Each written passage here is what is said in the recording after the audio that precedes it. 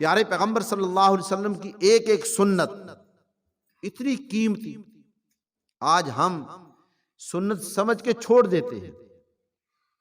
جنگ احد کا واقعہ ہے نا، جنگ احد جب ہر طرف افراتفری ہو گئی تو حضرت انس رضی اللہ تعالیٰ عنہ صحابی رسول، انہوں نے صحابہ سے فرمایا، اور ایک جھوٹی افواہ پھیل گئی کہ توبہ نعوذ باللہ پیارے پیغمبر صلی اللہ علیہ وسلم کو شہید کر دیا گیا، پیارے نبی کو کیا کر دیا گیا؟ شہید کر دیا گیا ہے۔ یہ افواہ اڑا دی کافروں نے۔ حضرت انس رضی اللہ تعالیٰ عنہ تلوار ہاتھ میں لی، کہتے ہیں صحابہ سے، اگر ہمارے نبی دنیا میں نہیں رہے تو ہمیں رہنے کی کیا ضرورت ہے، اور ہمارا نبی جب دنیا میں نہیں ہے تو ہمیں کیا ضرورت؟ کہتے ہیں چلو کافروں کے لشکر میں دوڑ چلو اور قتل کر دو، شہید ہو جاؤ۔ حضرت انس رضی اللہ تعالیٰ عنہ تلوار لے کر کے کافروں کے جو ہے مجمع میں دوڑتے ہوئے جاتے ہیں اور گردنیں مارتے جاتے ہیں، اور اسی اس یعنی کافروں کے اندر جا کر کے کیا ہو جاتے ہیں؟ شہید ہو جاتے ہیں۔ اور کیا کہتے ہیں؟ فرمایا جب میرا نبی دنیا میں نہیں رہے گا اور ہمیں پھر دنیا میں رہنے کی کیا ضرورت؟ یہ تھی صحابہ کی محبت۔ پیارے پیغمبر صلی اللہ علیہ وسلم نے مکہ سے ہجرت فرمائی، مدینے پاک چلے گئے۔ صحابہ کہتے ہیں جب ہمارے نبی مدینے پاک چلے گئے، اپنی تجارت کو ختم کر دیا، اپنی دکانوں کو بند کر دیا، کہنے لگے چلو ہم بھی پیارے نبی صلی اللہ علیہ وسلم کے پاس چلتے ہیں مدینے پاک۔ ہمیں وہ تجارت نہیں چاہیے جو پیارے نبی سے کیا کر دے؟ دور کر دے۔ ہمیں وہ گھر نہیں چاہیے۔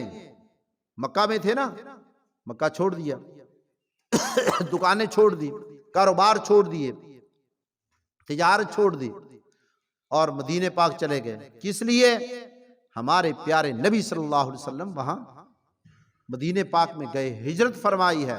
تو صحابہ نے اپنے کاروبار چھوڑے، اپنی دکانیں چھوڑی، اپنے گھر چھوڑے۔ کس لیے؟ پیارے نبی کی محبت پر۔ آج تو ہم پیارے نبی کی محبت پر، نبی کی سنت اپنانے کے لیے تیار نہیں کہ لوگ کیا کہیں گے، لوگ کیا کہیں گے۔ وہ صحابہ جنہوں نے اپنی جان کے نذرانے لگا دیے، اپنے کاروبار ختم کر دیے، پیارے نبی کی آواز پر، پیارے نبی کی سنت پر، پیارے نبی کی سنت کو اپنایا، پیارے نبی سے اپنے تعلق کو قائم کیا، تو پھر اللہ نے بھی ان کی ایسے شان بیان فرمائی، فرمایا کہ ایک ایک صحابی، فرمایا جس کی بھی تم اتباع کرو گے ہدایت پا جاؤ۔ اس پر، ان صحابہ پر میرے نبی کی کیا پڑی ہے؟ نظر رحمت پڑی ہے۔